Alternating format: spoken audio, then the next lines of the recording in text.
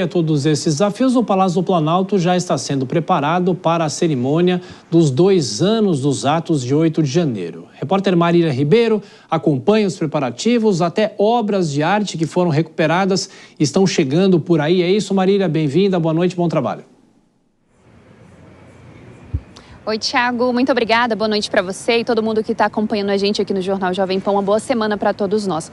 É exatamente isso, nessas obras que foram restauradas, elas começaram a chegar nesta segunda-feira aqui no Palácio do Planalto. Hoje nós tivemos aí cerca de 3 obras que foram restauradas chegando aqui, entre elas nós temos as mulatas de Didi Cavalcante, que acabou sendo destruída durante esses atos do dia 8 de janeiro de 2023. Além disso, Thiago, tem uma previsão para que amanhã de manhã chega aqui no Palácio do Planalto aquele relógio do século XVII que também foi destruído. Isso deve acontecer amanhã de manhã. Essa cerimônia, essa cerimônia simbólica para poder lembrar os atos do dia 8 de janeiro, ela vai acontecer na quarta-feira aqui no Palácio do Planalto a partir das 9h30 da manhã. Nós teremos a entrega dessas obras que foram restauradas, lembrando que elas foram restauradas lá no Palácio do Alvorada, em um laboratório que foi feito para justamente esse fim, para poder restaurar essas obras. Além disso, nós também tivemos algumas obras que foram restauradas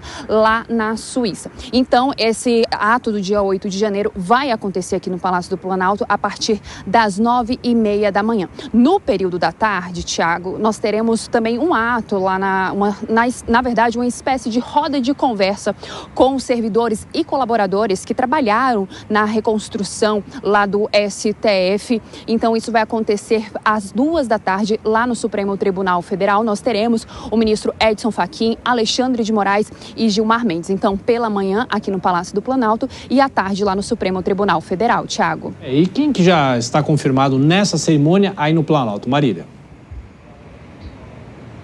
Thiago, por enquanto, nós temos as confirmações do ministro da Defesa, José Múcio, e também dos representantes das 3 forças, Exército, Aeronáutica e Marinha. Eles devem comparecer nesse ato simbólico aqui no Palácio do Planalto.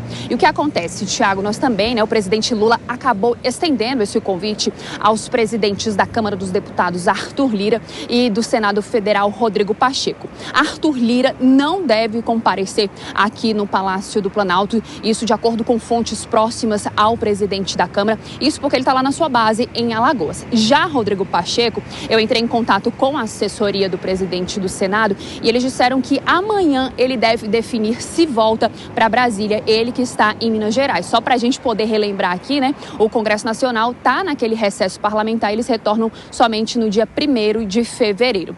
Esse convite do presidente Lula acabou se estendendo também aos possíveis novos presidentes das 2 casas, Lá na Câmara dos Deputados nós temos como candidato o deputado Hugo Mota e lá no Senado Federal o senador Davi Alcolumbre. Eles 2, Thiago, eles não devem comparecer. Isso por conta justamente desse recesso parlamentar. Eles devem voltar aqui para Brasília só no final do mês de fevereiro. Então, por enquanto, as confirmações que nós temos é essa do ministro da Defesa, José Múcio, e também dos representantes das 3 forças. Thiago, logo depois dessa cerimônia que vai acontecer aqui no Palácio do Planalto pela manhã, deve acontecer um abraço simbólico aqui na Praça dos 3 Poderes, relembrando esses atos do dia 8 de janeiro de 2023, Thiago. Então, a cerimônia daqui a 2 dias. Marília Ribeiro com as últimas informações do Planalto até mais tarde, mais um giro com os nossos comentaristas. Dora, primeiro, o caráter simbólico dessa cerimônia, a gente já falou um pouco sobre isso na semana passada, nessa expectativa. Também, claro, a politização disso, que é algo inevitável. Mas eu pergunto para você, a ausência, principalmente do presidente da Câmara, seria um equívoco? Ele deveria comparecer? Porque quando os atos ocorreram há 2 anos, o presidente Arthur Lira, da Câmara, foi um dos primeiros a se posicionar e criticar o que tinha acontecido. Não é isso, Dora?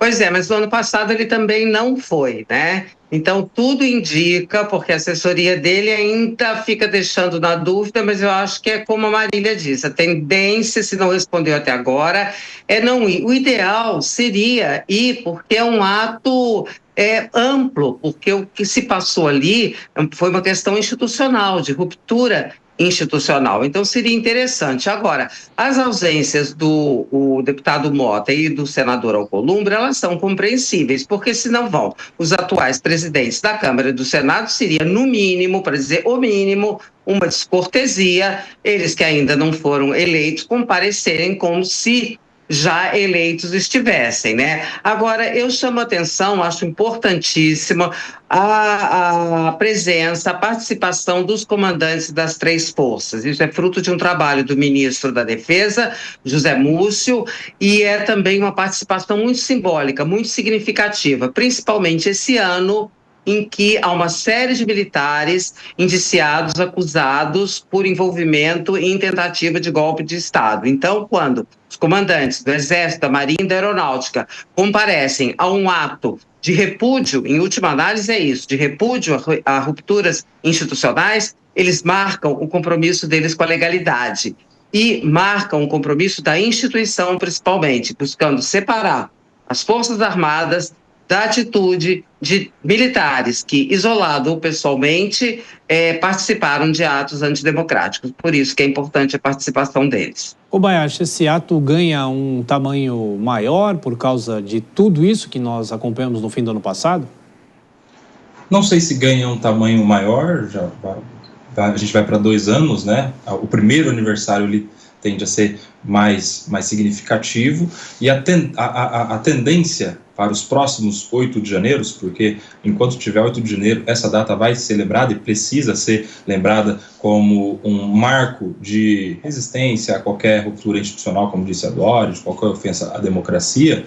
A tendência vai depender muito de qual vai ser o discurso nesses eventos que a gente já tem tido, tanto do ano passado quanto desse. Eu acredito que até a ausência de boa parte das autoridades possa se dar em relação à dúvida de como é que essa cerimônia vai ser utilizada. Se como uma cerimônia institucional, de preservação, de homenagem aos poderes constituídos, ao Estado de Direito, ou se como palanque político, porque se isso for sendo politizado nos discursos, as pessoas não vão querer participar mais e vão evitar qualquer tipo de vinculação. Ou seja, vai depender, a força desse evento anualmente vai depender de como ele vai ser sido utilizado a cada ano. Vamos acompanhar como será nesse próximo 8 de janeiro.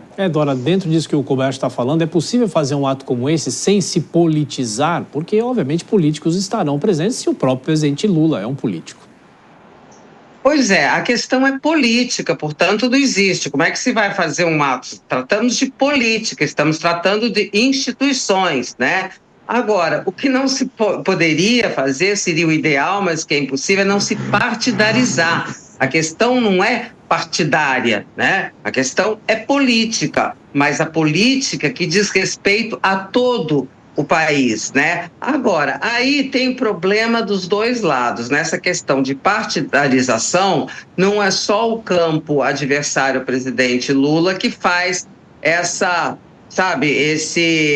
faz essa resistência de participar. Também do lado do governo, tanto é que esse ato, depois esse abraço que vai ser do lado de fora do Palácio do Planalto, ele está sendo marcado, dito como um ato de esquerda. Então aí você já tem, a questão da ideologia você já exclui, não é algo inclusive. Então eu acho que ninguém pode acusar ninguém de estar agindo adequadamente. O ideal, mas nós não temos ideal, seria que fosse uma coisa muito mais ampla e apartidária.